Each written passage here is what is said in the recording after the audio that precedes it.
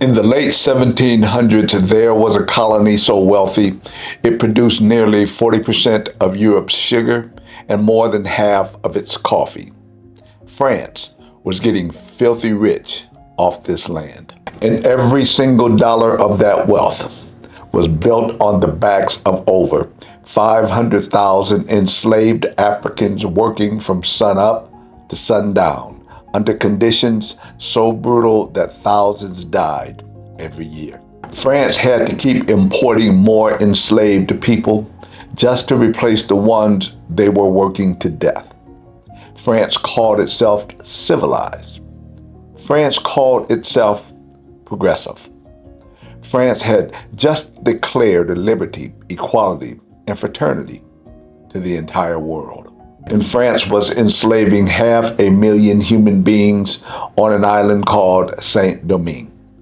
But here is what France did not count on. Those 500,000 people had never accepted their condition quietly.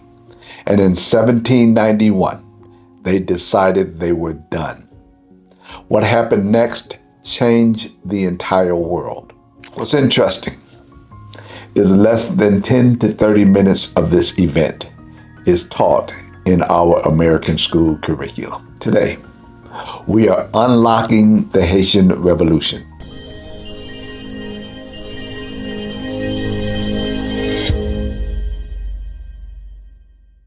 Although I cannot remember exactly when I first learned of the Haitian Revolution, although I feel comfortable sharing, it was not before attending an HBCU. If I had, it came by way of the Black community. It certainly didn't come from any of the schools I attended prior to college. Learning of the only successful slave revolt fills me with a tremendous amount of pride. It also creates a heightened degree of awareness. Haiti established the first slave-free state, while America was citing that all men were created equal, but enslaving millions. Another thing that makes me more aware of our society is this. It took Haiti 122 years to fully pay for reparations enforced because they fought to no longer be enslaved. Yet, America gets angry every time the reparation conversation is mentioned. Let me give you a picture of what Saint-Domingue actually looked like in the 1700s. The western third of the island of Hispaniola, the most profitable colony in the entire world, nearly 40% of Europe's sugar, more than half of its coffee. France was extracting extraordinary wealth from this land, and the people producing that wealth received nothing. Not wages, not rest, not safety, not their freedom. More than 500,000 enslaved Africans worked those plantations. Forced labor from sunrise to sunset, harvesting sugarcane and coffee for French plantation owners. Punishments for resistance included whipping, branding, mutilation, and execution. Disease, overwork, and violence killed thousands every single year. France kept importing more enslaved Africans to replace those who died. Think about what that means. The business model of Saint-Domingue assumed that enslaved people would die faster than they could produce. And France called this civilization. But the enslaved people of Saint-Domingue never accepted this quietly. Many escaped into mountains and formed independent communities. Others sabotaged plantations. They preserved African traditions. They planned in secret. By 1791, they were ready. In 1789, the French Revolution erupted across the Atlantic. Revolutionaries in Paris proclaimed liberty, equality, and fraternity. They declared that all men were born free and equal. And for the enslaved people of Saint-Domingue, those words exposed something that France could not explain away. If liberty belongs to all people, why are 500,000 Africans still enslaved in your most profitable colony? France had no answer. So the enslaved people of Saint-Domingue decided to answer the question themselves. On the night of August 21st, 1791, thousands of enslaved men and women launched a coordinated uprising across northern Saint-Domingue. Plantations burned, sugar mills were destroyed, slave owners fled. What began as a slave revolt quickly became one of the greatest revolutions in world history.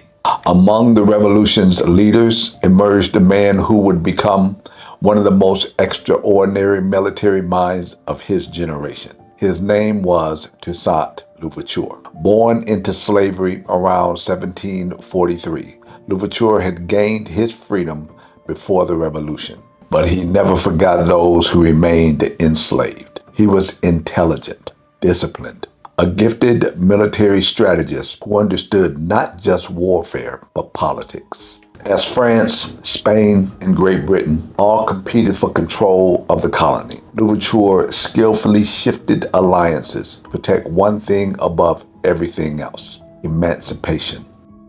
And in 1794, something historic happened. Facing military defeat and mounting pressure from the uprising, the French National Convention abolished slavery throughout the French colonies. For the first time, France officially recognized formerly enslaved people as free citizens. Louverture allied with France because France had abolished slavery. Under his leadership, French forces defeated both Spain and British armies, attempting to control the colony. By the end of the decade, Louverture effectively governed Saint-Domingue. He rebuilt agriculture, reopened trade, established a constitution in 1801 that granted broad autonomy while maintaining a relationship with France. To many, the revolution appeared won, but to one man in Europe, he had other plans. If you want to go deeper into the Haitian Revolution and understand exactly how it changed the world, I want you to read Black Jacobins by C.L.R. James. This is the definitive account of Toussaint Louverture and the Haitian Revolution. James traces every turn of this extraordinary story with the rigor of a historian and the passion of someone who understands why it matters. You can find this book in our Black History Library at the link in the description. This is one of the most important books ever written about Black freedom. Own it. Study it. Because if you do not know this story, you do not know the full story of Black liberation. In 1799, Napoleon Bonaparte seized power in France, and Napoleon looked at Saint-Domingue very differently than the revolutionaries who had abolished slavery. Napoleon saw it as the key to rebuilding the profitable French Empire, and he believed that restoring slavery would restore France's wealth. In 1802, he dispatched more than 20,000 soldiers, led by his brother-in-law, General Charles Leclerc, to take back control of the colony. French commanders promised peace while secretly preparing to reestablish slavery. Toussaint Louverture initially resisted, but was eventually captured through negotiations that proved to be deceptive. He was transported to France, imprisoned in a cold mountain fortress called Fort de Joux, and died there in 1803. Before he was taken, he reportedly said, "In overthrowing me, you have cut down in Saint-Domingue only the trunk of the tree of liberty. It will spring up again from its roots." He was right. Right here. If this story is hitting you the way it should, subscribe to this channel right now, because this is exactly what we do every week. We unlock the stories they buried. We tell the truth about people who fought for freedom long before the world was ready to honor them. Subscribe and bring your family with you. Napoleon expected a swift victory. Instead, his army encountered an enemy no European general had ever defeated: yellow fever. The disease, carried by mosquitoes, devastated French soldiers who had little natural immunity. Entire regiments were wiped out within weeks. Historians estimate that tens of thousands of French troops died from the disease, far exceeding those killed in combat. Napoleon's grand expedition was collapsing, not on the battlefield, in the hospital tent.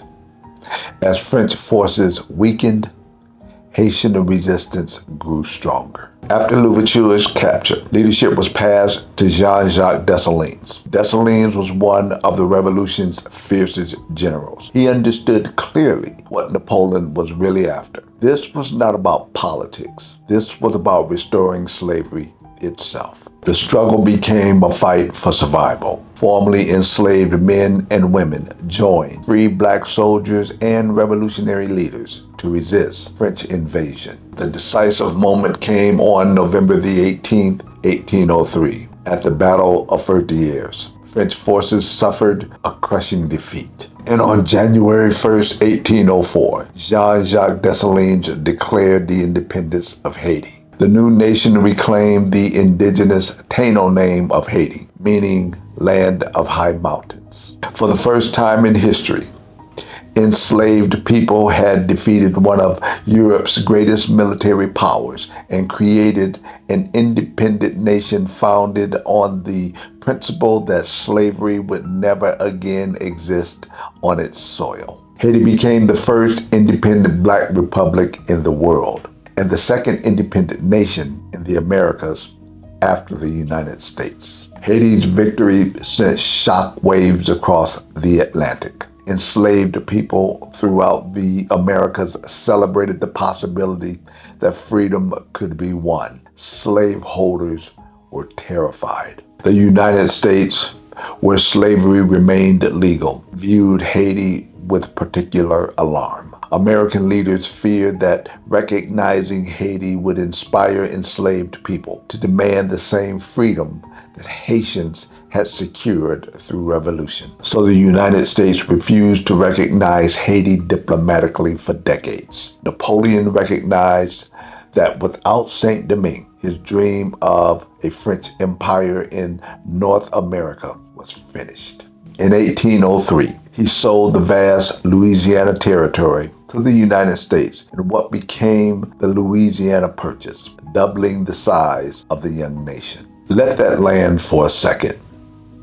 Haiti's revolution directly shaped the expansion of the United States, but Haiti's greatest struggle was not over. France refused to accept the loss of its most profitable colony. 2 decades later, France demanded reparations, an enormous financial payment as the price for recognizing Haiti's independence. France framed it as compensation to former plantation owners for loss of property, which explicitly included the formerly enslaved people themselves. Think about that carefully. The Europeans enslaved Africans. The Africans fought and won their freedom. And then the Europeans put a price tag on that freedom and made Haiti pay for it for generations. We will pick up that story in part 2 of this video next week. I have 3 questions for the comments. I'd like for you to answer at least one. Question number 1. Before watching this video, how much did you know about the Haitian Revolution and what surprised you most? Number 2. Toussaint Louverture said that overthrowing him only cut the trunk of the tree of liberty and that it would spring up from the roots. How do you see that same pattern playing out in Black history and in 2026? And number 3. France demanded that Haiti pay reparations to former slave owners for their lost property, which included formerly enslaved people. What do you think about that? And does that history change how you think about the reparations conversations today? Drop your answers below. I read every single comment. The Haitian Revolution is one of the most events in the history of human freedom, and many Americans have never been taught a word of it. That ends today, and it continues next week in part 2. Share this video with your family. Show it to your children.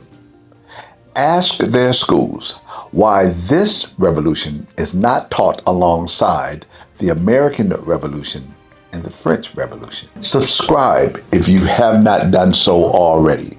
Like this video and visit our Black History Library at the link in the description, because these books preserve the truth that textbooks leave out.